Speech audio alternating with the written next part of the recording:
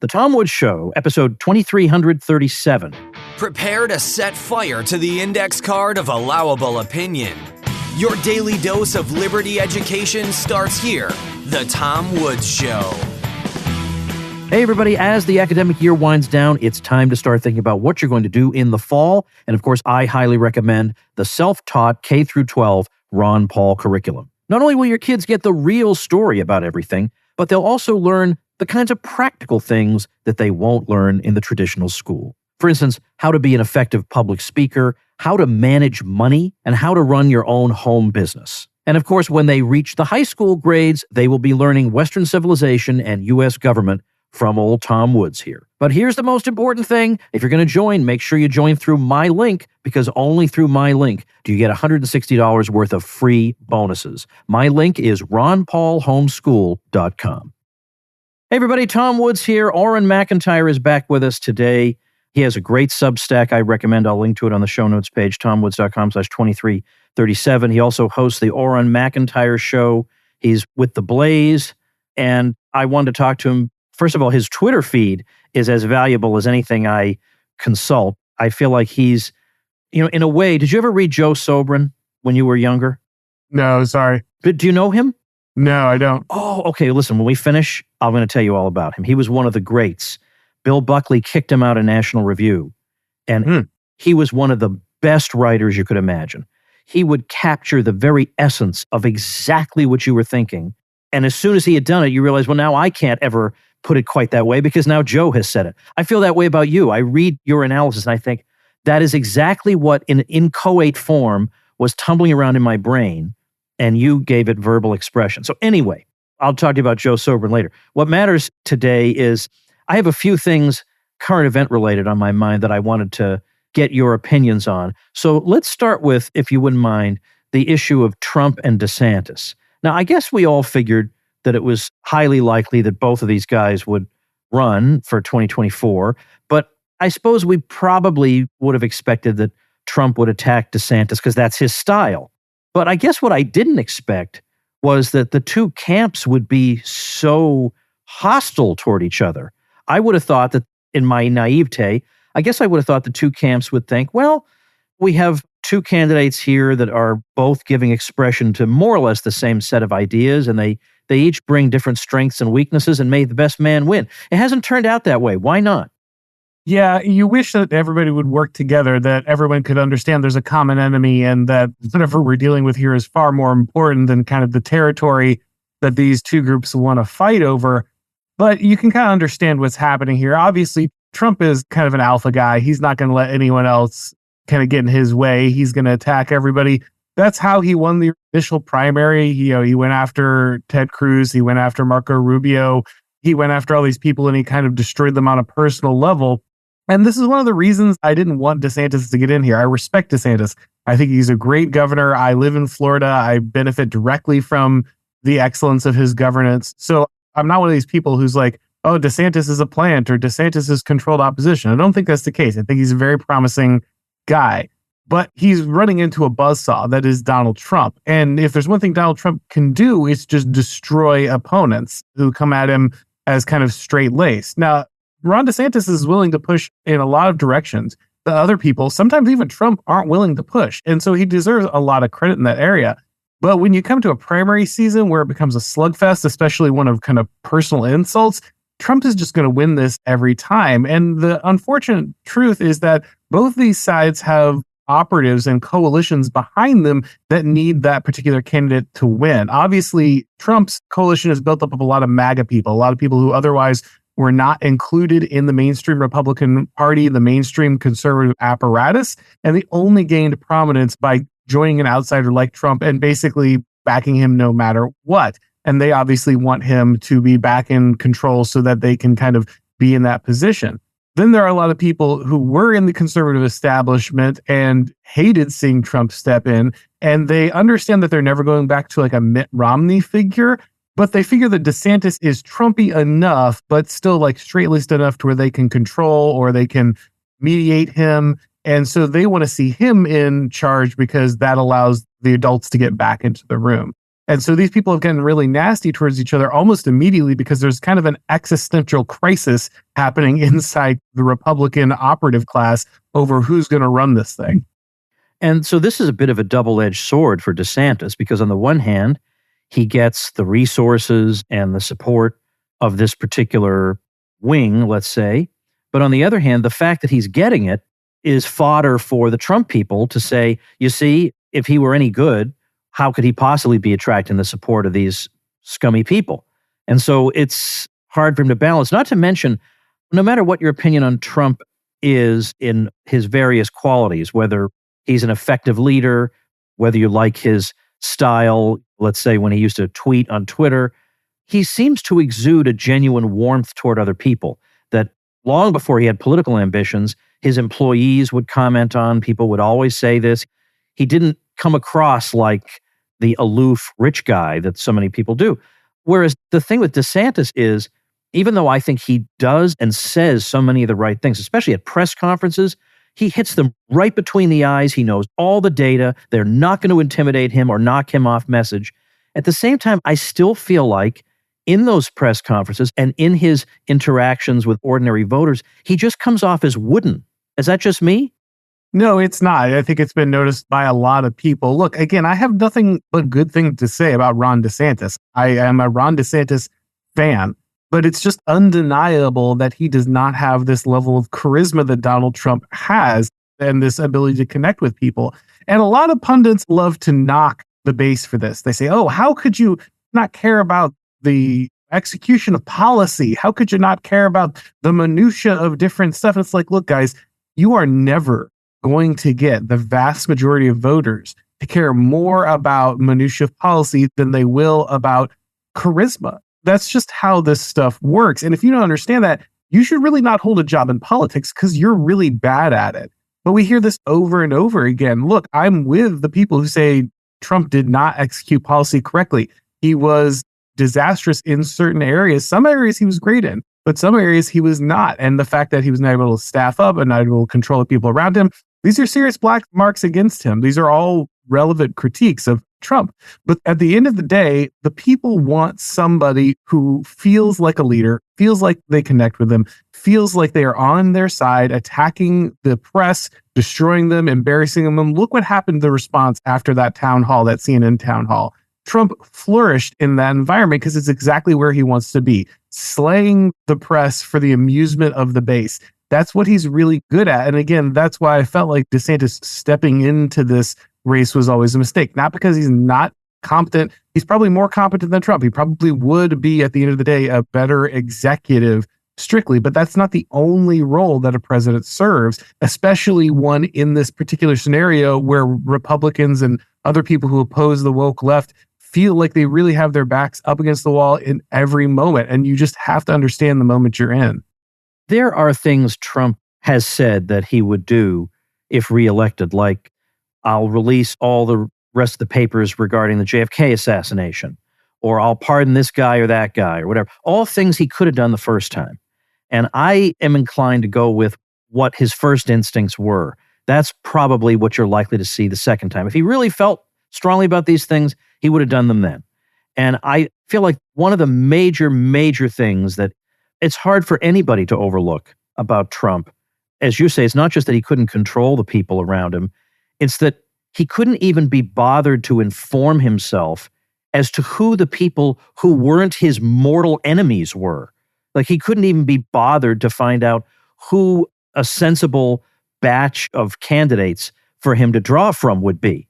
And why do we think that would improve? That's the key thing, is your personnel. Not only does he not know the relevant people to choose from, he apparently doesn't even know which people to ask about to find out who those people would be. Do we have any reason to think that's gotten better? I've talked to some people, like I've interviewed Andrew Kloster on my program. And so I'm familiar with some of the guys who are in the Trump White House or in the Trump administration and connected to staffing and those kind of things. And it is clear that they understand some of the problems. They understand the mistakes that were made. Many of them did not join until later in and didn't have the opportunity to fix the things that they wanted to fix because of the relatively short time they were able to serve.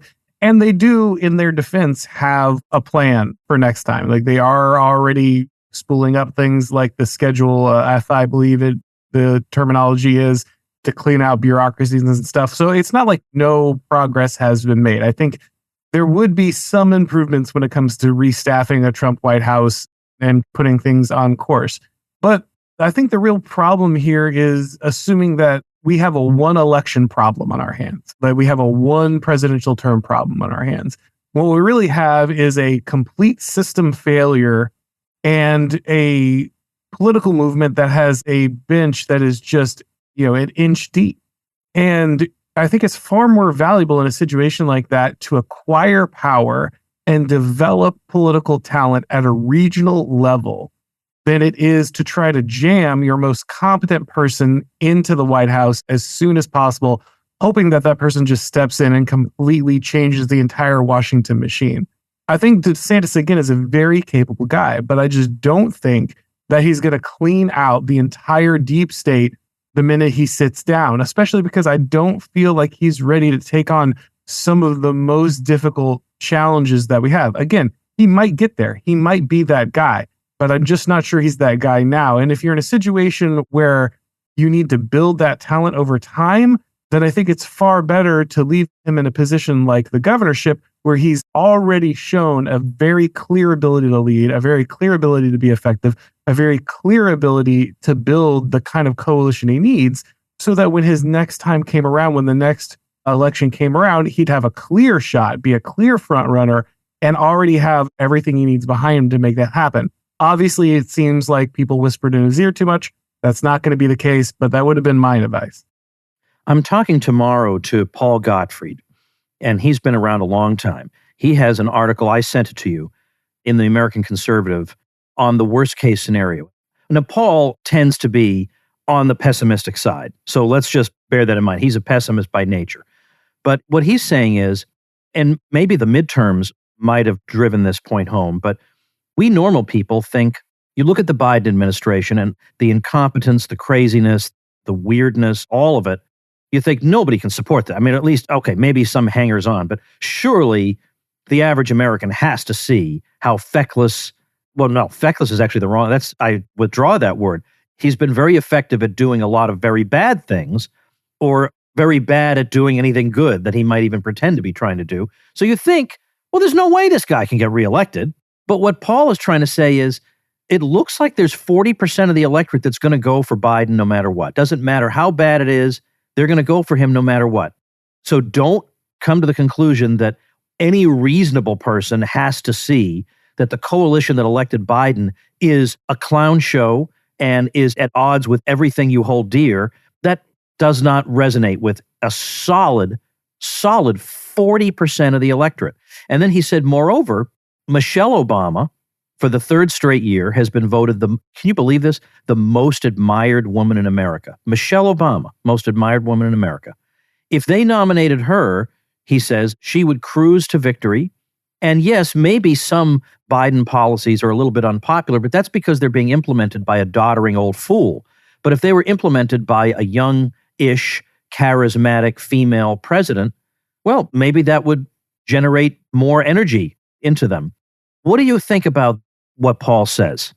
I'm no more optimistic than Paul on this one, unfortunately. I think he's largely right. To the first issue, I wrote an article that kind of made similar points here a little while back called Conservatism is Dead, Build Something New. And the point was that conservatives operate from this position of we are the majority. Our values are the ones that America is built on. Our values are the ones that are held by the majority of people. They're the ones in the institutions, and we just need to conserve them. We just need to go back to honoring them, just need to defend them. But that's not the case. The vast majority of American institutions, even ones that used to be wildly conservative like the American military, are now completely woke. And so these things are simply no longer the mainstream. That's a really difficult thing to think about. It's a very difficult thing to hear, but it is the truth. Now, the good news is that a lot of these positions are held by our enemies simply because they confer power.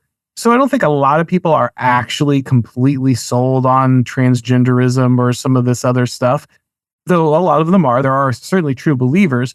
But their faith could easily be shaken if they were no longer collecting the benefits of holding that position. If their position was no longer the same position as Apple and Google and Citibank and the federal government, and every position of power wasn't preaching this stuff, I don't know that it would last that long. So as someone who's a believer in elite theory, who thinks that it's really kind of the ruling elites and the institutions they operate rather than the opinions of the mass people, I think the good news here is that you could probably move that needle pretty easily if you could switch over who was in control of the institutions and who was leading that stuff. But I think it is important for a lot of people on the right to understand that the Biden agenda is actually somewhat popular with the people, because they are told at every waking moment that this is the only thing that matters, that this kind of identity politics, that this form of gender ideology is the most important thing happening right now. You know, Biden talking about how white supremacy is the greatest threat to America. This kind of stuff, it seems ridiculous to us, but it is what the halls of power are echoing in the ear of every American citizen over and over again. The good news is, again, that can be easily changed. But I think Paul is also right about Michelle Obama being that secret weapon in the back pocket of the left. Right now, it doesn't look like they have a lot of really impressive people. Okay, Gavin Newsom is maybe on the chart, but he's a pretty face, I guess, that has a little bit of aristocratic bearing, but does not have anything of substance, does not really command any great respect. Someone like AOC is, again, an Instagram star. It works in a moment, but it's not really something of substance. But Michelle Obama has stayed relatively clean in the idea of most people. And I think she is a very serious contender the Democrats can pull out of their pocket when they need to. Hey, folks, with Father's Day coming up, I got a message for you from Omaha Steaks. On Father's Day, your father and a bunch of other fathers are going to compare notes, and they're going to say, what did you get for Father's Day? And one of them will say, oh, I got a #1 dad t-shirt. Now, there's nothing wrong with that. That's very, very sweet and nice. But he has 10 of them from the 10 previous Father's Days. Why don't you get him a countercultural, awesome gift that he secretly wants, and that will make him the envy of all the other dads? Your father or father-in-law or whoever is going to say, I got a hand-selected package from Omaha Steaks. You go over to omahasteaks.com, use promo code WOODS at checkout, you get $30 off your qualifying order. These packages can include bacon-wrapped filet mignons, air-chilled boneless chicken breasts, burgers, jumbo franks, many more favorites. I've been eating them myself because Omaha Steaks sent me an amazing package just like the kind that you can make for your own dad, and it's delicious as always. I've been ordering Omaha Steaks since maybe 2010. It's super convenient, top quality, and a great value. Well, whether he's your father, father-in-law, or father figure, he's the guy who was always ready to step up when you needed him most. So this Father's Day, show him the love with the only gift that's as unforgettable as he is, the mouth-watering perfection of Omaha Steaks. From perfectly aged, oh-so-tender steaks to hand-selected gift packages, Omaha Steaks makes it easy to give Dad what he really wants. Order today and get $30 off with promo code WOODS. And every purchase is backed by their unconditional money-back guarantee. That's omahasteaks.com, promo code WOODS. Minimum order may be required. See site for details. Let's shift gears a bit. What is your impression of RFK Jr.? That's a good question. I have to say I've not followed everything he has said as closely of others. I've seen many people who are impressed by his willingness to attack the pharmaceutical industrial complex, willing to attack the way that government push this on everybody. Obviously, this is the stuff that really has a lot of conservatives or people on the right keeping an eye on him.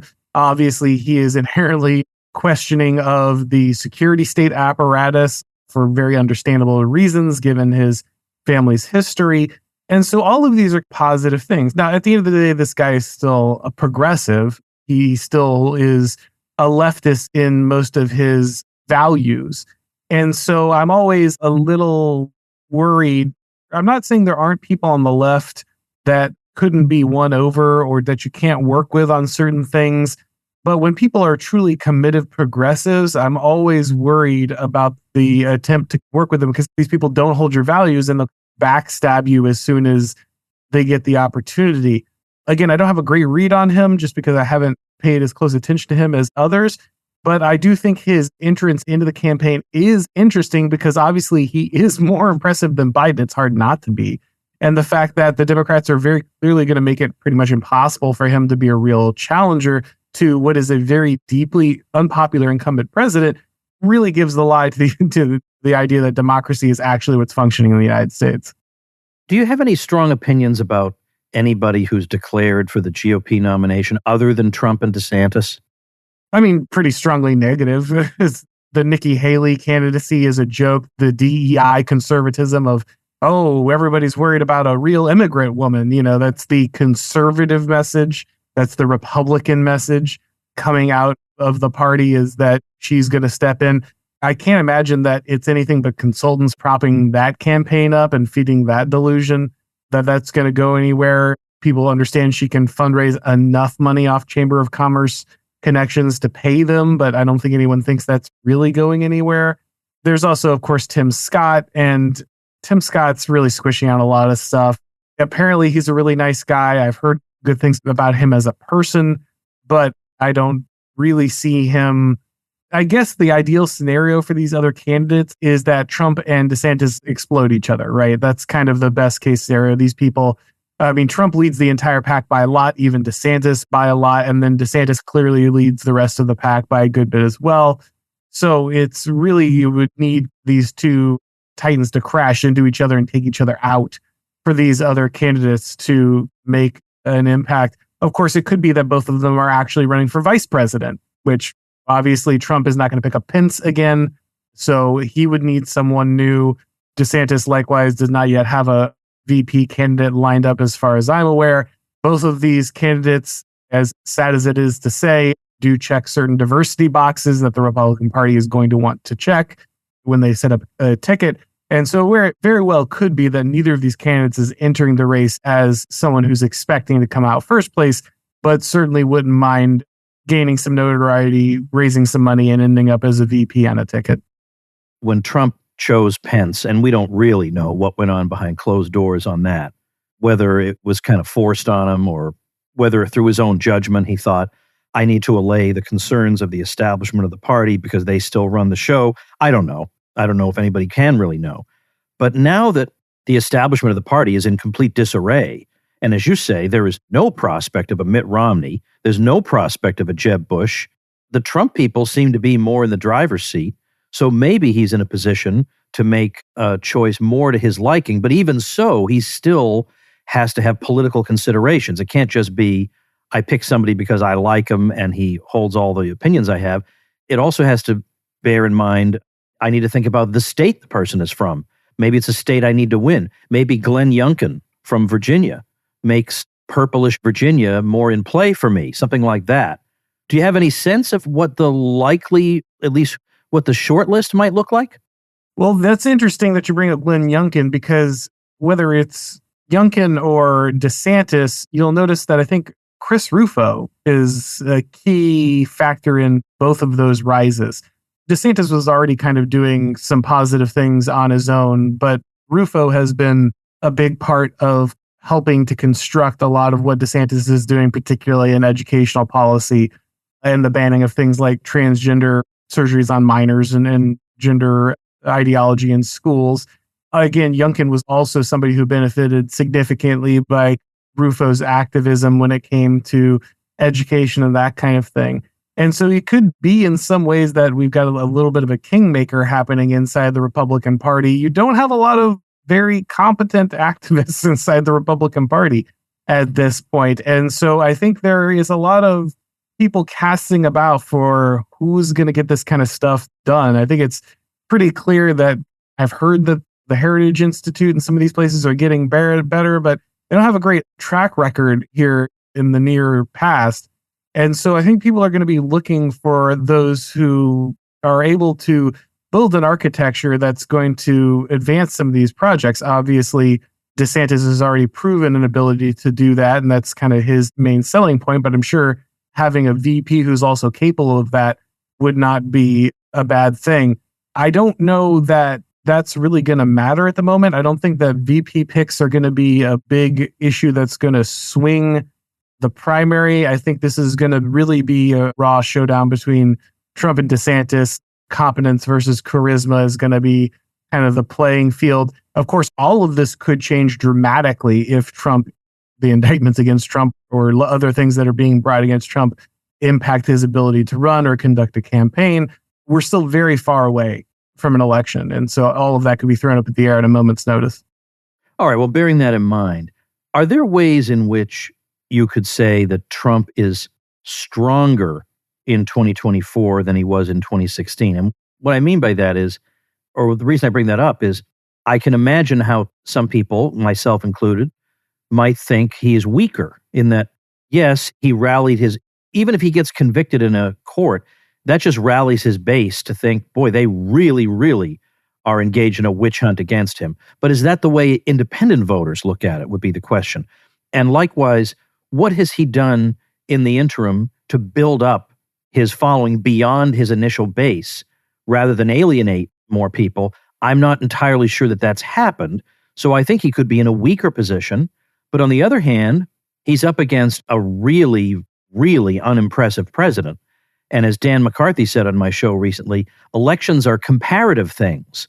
Maybe you're not the world's biggest Trump fan, but you sure don't like this guy. And so maybe he's got that going for him. What do you think? I think it's hard for Trump to be anything but weaker due to the many reasons you just kind of listed there. I mean, Trump came onto the scene with the promise of deep change, transformation, saying things that no Republican candidate said, speaking to audiences that no one else would, and in a way that really drove the base out. Now, obviously, there's still a very large and powerful base of loyal followers to Trump. And that's why he's just towering above everybody else in the primary. And I don't see a lot of them abandoning him for DeSantis unless he really mucks up in a way that he hasn't yet, which I'm not really sure what he could do at this point to kind of drive them away. So he's always going to have that really powerful install base. But I do think he's wounded in a lot of ways. He kind of led his followers to the edge of something and it didn't happen. And he obviously has an establishment in the Republican Party that wants no part in him. Even, I guess you could say, like the new right, the insurgent establishment, those who are not the Bill Kristols, not the Never Trumper type guys, but who edged in at the end when it was clear like Trump was the only option and went along for a little while. But now they're like, okay, I'm done with this. This guy's an embarrassment. We have to do something else. And they're going to push back hard against him. They're going to kind of do everything they can to work against him. But like you said, his strength would be the comparison. And the fact is that it is just a fundamentally different election from everybody hates Trump. The media hates Trump. He's the worst person to ever exist. And so we can just literally run this blank cipher of a candidate who never comes out of his basement during COVID and he can win, as opposed to, okay, now we've actually seen a Biden presidential term. We know what that looks like. We know how awful it is. Do you really want to continue with this? I think that it's still a difficult climb for Trump in that scenario, but it is, I think, a better situation than it was before, just because Biden is now not just a not Trump. He is an actual president with an actual track record, and nothing about it is good. Right, exactly. I think Biden was, in a way, an abstraction almost in 2020. He represented the restoration of dignity to the presidential office and respect for the office of the president and the person of the president. I think that's what he was more than anything. And maybe this grandfatherly figure who's been around forever, who's going to restore stability. And the exact opposite has happened. I mean, as almost anybody has to admit, this has not been what anybody would have wanted to see. So I don't know. I'm not going to make you predict. Maybe you thought that's where this was all heading. I'm going to make you predict what's going to happen. I hate that because there's so many variables. They haven't even started. We haven't even had DeSantis hasn't even thrown his hat into the ring yet. So I'm not going to ask for a prediction. But wrapping up, though, can you at least describe what your gut is telling you about possible outcomes? I guess that's kind of like a prediction. Sure, yeah. I'll say this. There's a lot, again, like we said, there's a lot of distance between here and there. Joe Biden is not in the best health. Who even knows if he'll be physically able to run by the time this election turns around? Same with Donald Trump. Like, the people we're talking about are so old that it's really difficult to even predict if they're going to be in the shape to campaign in this scenario. And so casting into the future about kind of where they're going to be, my impulse would be Donald Trump wins the nomination and then loses to Biden again because the media and the Democratic apparatus have fundamentally changed the voting system in a way that makes it impossible for someone like Donald Trump to win again. I mean, the Biden administration is basically airlifting half the population of the world into the United States to make sure the Republicans can't ever actually achieve power. I think that's a really big problem as compared to like the merits of any individual candidate. Our entire voting system has been altered from the ground up, and that changed things in a far more significant way than like figuring out like which state the next VP is going to be from. So I think if anyone's going to focus on things, it really should be reforming this stuff. I had Curtis Yarvin on my show a while back, and he said DeSantis blew away everybody when there was supposed to be this red wave, and it didn't show up anywhere. The one place it did show up in was Florida. Now, Ron DeSantis is popular, yes, but is he like 15 points more popular than anyone else in the entire nation? His fans might say maybe, but probably not. What made the difference in Florida? Ron DeSantis reformed voting in Florida. He got rid of most of these left-wing voting arrangements that are dominating now the rest of the country. And while the rest of the Republican Party argues on Twitter about who's more mature while spitting in each other's faces between Donald Trump and Ron DeSantis, the left is like actually securing power by manipulating the electoral system. I think that stuff is way more important than trying to figure out the personality of the next VP. And I think that's got to be the stuff that people focus on. Well, excellent points. As I say, I'm going to put links to your Substack and all the stuff you're doing at tomwoods.com/2337. But is there an easy link you can give people right now verbally? Sure. You can find it on my Twitter there, but I have the findmyfriends.net/Auron MacIntyre. It's like a link tree that just gives you everything. It's got my podcasts and YouTube, Rumble, Odyssey, Twitter, Substack, all that stuff is right there. We're talking AURON and then MacIntyre. So that's the full name. I'll also put that up. In fact, I'll just jot down that link you just said. Put that up also at tomwoods.com/2337. Well, thank you very much for the chat, and we will just wait and see how it all unfolds. Thanks again. Absolutely. Thank you. And thank you, ladies and gentlemen. Become a smarter libertarian in just 30 minutes a day. Visit tomwoods.com to subscribe to the show for free, and we'll see you next time. Like the sound of The Tom Woods Show? My audio production is provided by Podsworth Media. Check them out at podsworth.com.